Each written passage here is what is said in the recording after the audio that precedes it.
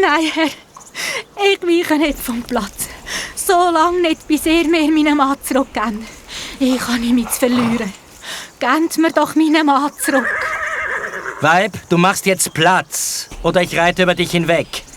Oh, soll doch das Ross mit seinen Huf meine Kinder und mich vertrampen. Es wäre nicht das Ärgste, was wir bis jetzt gemacht haben. Weib, du bist von Sinnen.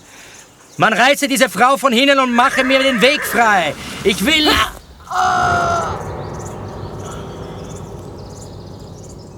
Der Gessler hat den Satz nicht mehr fertig reden.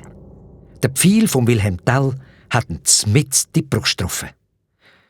Die Frau mit den 2 Kindern hat wie gelähmt vor Schreck auf den Gessler gestiert. Gott, sei mir gnädig. Das ist Tells Geschoss.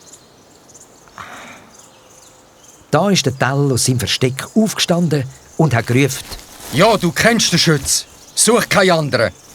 Du wirst am Land nicht mehr schaden. Aber der Gessler hat ihn schon nicht mehr gehört. Er ist in sich zusammengesunken und gestorben.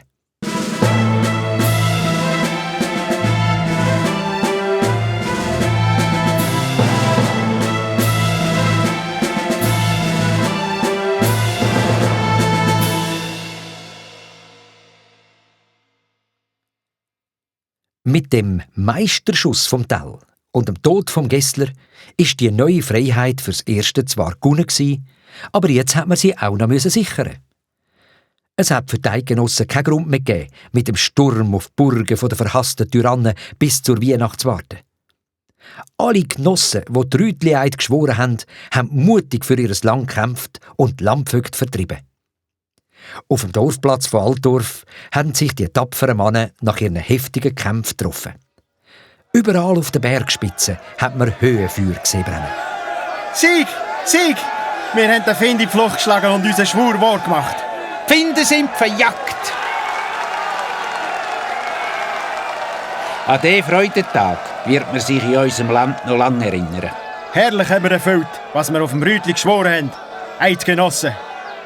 Kommt, wir wollen zum Haus von unserem Retter gehen und ihm gebührend danken. Hoch der Tell, unser Held, der Schütz und Retter von unserem Vaterland.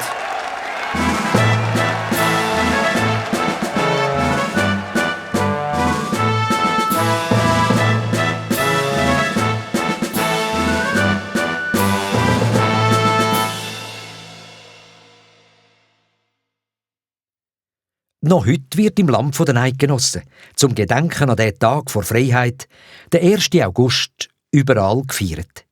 Die Kinder ziehen mit Fackeln und Lampions durch die Strassen, überall werden Höhenfeuer angezündet, Feuerwerk wird abgelassen und Kirchenglocken läutet. Und auf jedem 5 Lieber sieht man heute noch einen Wilhelm Tell seinen Kopf.